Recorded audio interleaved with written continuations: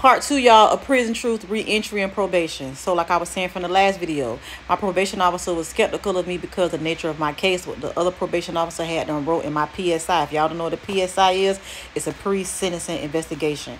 So they give all your background and everything you done been through in your whole life. Yes, they do have all that, y'all, especially in the feds.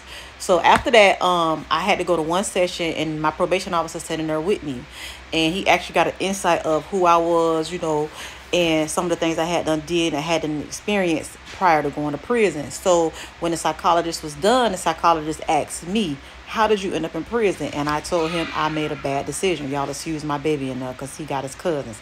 But I made a bad decision, and bad decision caused me to have to go to prison. And he was very, very surprised that I ended up in prison. He was like, you were so smart, whatever the case may be. And me and my probation officer got on good after that. I got early termination, y'all. I had 5 years probation, and I ended up doing 2 years, y'all, because I hadn't completed everything I had to do. I didn't have to make no payments or anything. I guess I paid with the time. Unless you have a money crime in federal prison, y'all, we do not have to make payments. You do have to report every single month, and if you get in contact with the police, they automatically know it. Ain't no lying to your probation officer that you ain't get into it, because as soon as they run your name, they gonna hit to the probation officer that you was encountered with the police officer or of some type. So you might as well tell the truth, or you will be violated if you have a nasty probation officer. But I had like 3 probation officers because they always change. It's like the levels. Each time you go down a level, you get like a more lenient probation officer.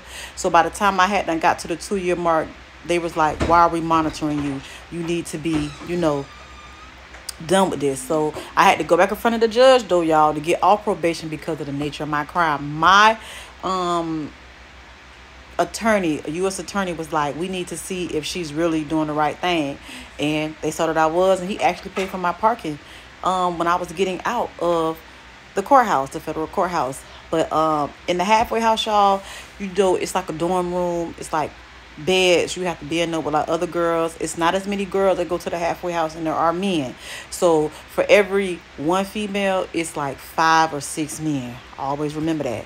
I had to do classes in the halfway house, but y'all, when I tell y'all, I was goddamn being a what's the name to the band. The person that was trying to say that I had to go through him, and did I have any type of post-traumatic stuff?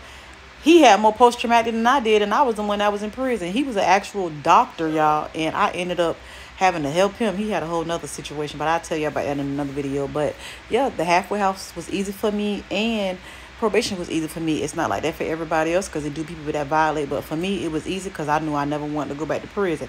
Y'all get in those comments and let me know if y'all want to know more. Let's go.